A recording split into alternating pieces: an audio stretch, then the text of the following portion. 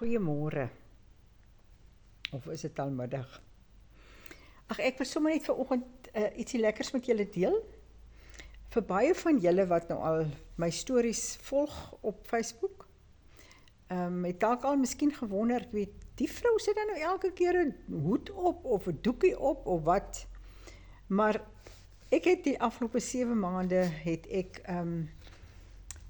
my stryd teen kanker gehad. Iets wat gedink het, dit net met ander mense gebeur en nou nie met jou nie. Maar ek is nou baie naby aan die einde van hierdie pad en ek prys die Here daarvoor, want alleen sou ek dit nie kon doen nie. Met hulp van buite, met gebede, met my eie geloofspad, is ek so dankbaar vir alles wat die Here vir my in hierdie afgelope tyd gedoen het. Dit was wonderlik. En ek wil nou dit vir julle gesê het, omdat ek gister vir my 7de en tweede laaste chemo was. Nou in al hierdie tyd, jy weet, daar draai altyd 'n storie of 'n ding uit. In al hierdie tyd was daar 'n suster wat persoonlik nou vir my al my goedjies gegee het terwyl ek nou daar sit. En ons twee het nooit eintlik regtig waar gesels nie. Hulle gee mos vir jou so 'n pilletjie, dan slaap jy so lekker. Maar gister het ons twee nou tyd gehad vir gesels, want niemand het my kom besoek gister, of kon my besoek nie. Gewoonlik kom daar iemand en dan praat ons hopeloos te lank. Maar ek moes 5 ure lank sit. So sy het nou heerlik met my gesels. En sy sê toe op 'n stadium, jong maar, genis moes nou eintlik nie so vreeslike volop van nie. Al genis, sê sy, wat ek geken het vir my skool gegee. Ek sê nou, waar was jy op skool? Want ek ken nou nie 'n genisonderwyser nie. Sy sê, man, ek was in Gobabis op skool. Ek sê, dit kan nie wees nie, suster. In Wenidoop was jy op skool? Ja, sê sy. Ek sê, wel, dan kan dit nou net my man se broer wees wat vir jou daar skool gehou het. Het hy 'n rooi kop gehad? Ja, hy het. En was sy naam Vonk? Ja, dis reg. Ek sê, want ek onthou, hy het vir 'n tyd lank daar afgelos. Nou ja, toet ons twee nou, soos die Engelsman sou sê, 'n bietjie common ground. Toet ons nou heerlik gesels oor mense wat sy onthou, en sy's nog, daar was destyds 'n bankbestuurder, Eddie Vervuurs by Barclays Bank, en sy het nog kontak met sy dogter. Nou ek het toe 'n baie oulike storie oor Eddie Vervuurs, maar dis nou nie wat ek vandag gaan vertel nie. Ek het toe besluit, as ek nou weer gaan, volgende keer vir my laaste ene, dan gaan ek hierdie boek vir haar saamvat. Hierdie boek. Ek hoop julle kan hom sien. Beste boerebraaie in Namibië. Dis 'n boek wat ons jare gelede saam met 'n vriendin geskryf het, wat nou ook al oorlede is. Maar ek gaan nou vandag vir julle, sommer net vir die wat 'n verlange het na hulle heimat of na vervloë tye toe, gaan ek nou 'n storie uit hierdie boek uitlees, want hy het nie net resepte nie, hy het lieflike stories, maar soos ek sê, ons het dit 'n hele tyd gelede al geskryf. Maar ek gaan nie een van my stories hier uitlees nie, want van hierdie stories is in my nuwe boek wat gaan kom. Maar kom, ek lees gou vir julle hierdie storie oor pioniersdae. Nou die storie het my man geskryf, want hulle het daar in die omgewing amper teen die Botswana grens het hulle geboer, en dis waar ek ook gaan bly het. So dis ook deel van my heimat. Maar kom, ek lees gou vir julle hierdie storie. Dit gaan oor pioniersdae. Vroeger jare was daar so 80 km suidoos van Gobabis 'n plaasskool met die naam Houmoed. Dit was net 'n laerskool en ook die naaste skool vir die volgende omliggende boere se kinders.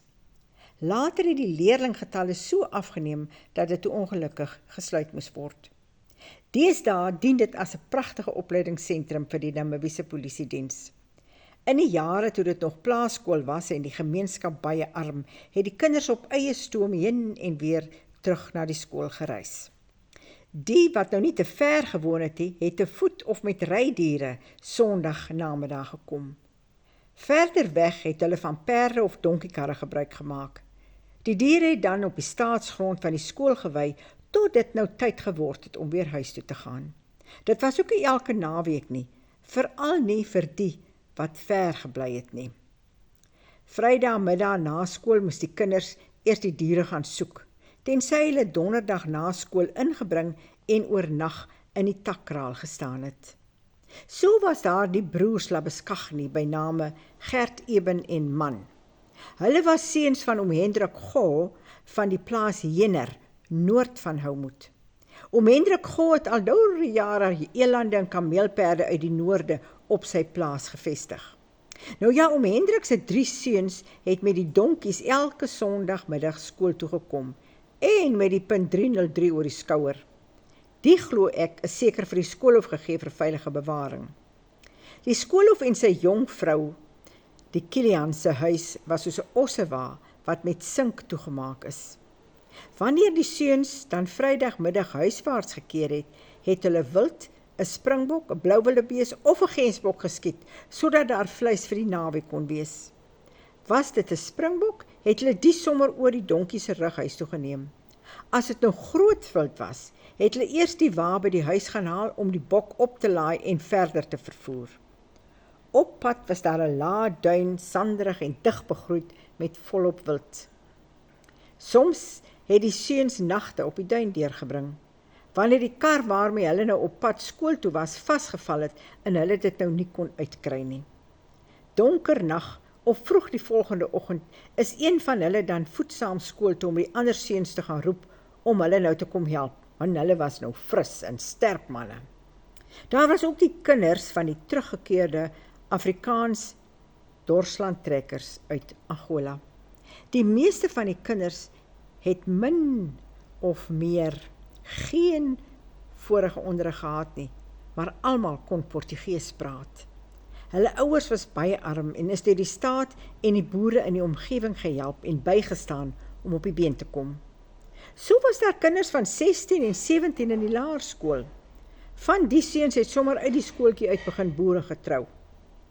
Yskaste was 'n luukse en net beskore vir mense op die dorp. Die boere het blaaskoelers gebou met holmure en poreuse klip met water wat daaroor gespoel het. En dan het dit nou die koeler koel gehou. Ek weet, ons is ook mos so koeler groot geword. Dan het my ma baie keer die vleis ingesout en 'n balie in die koeler. Vleis het saam met die room in die koeler gehang, maar moes vinnig gebruik word, en veral in die somer. Elke week het die Bedford lorry van oom Chris Labuschagne, nou familie van oom Hendrik Goo, room na die botterfabriek op die dorp geneem.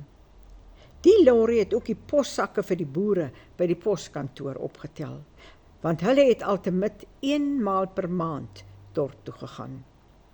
Almal was egter baie behulpsaam. Die een wat dorp toe gegaan het, het die ander vroegtydig laat weet, aflewerings gedoen en lyste kruideniersware aangekoop en aangery. Dit was 'n tyd van saamwerk en omgee, want die mense het mekaar nodig gehad.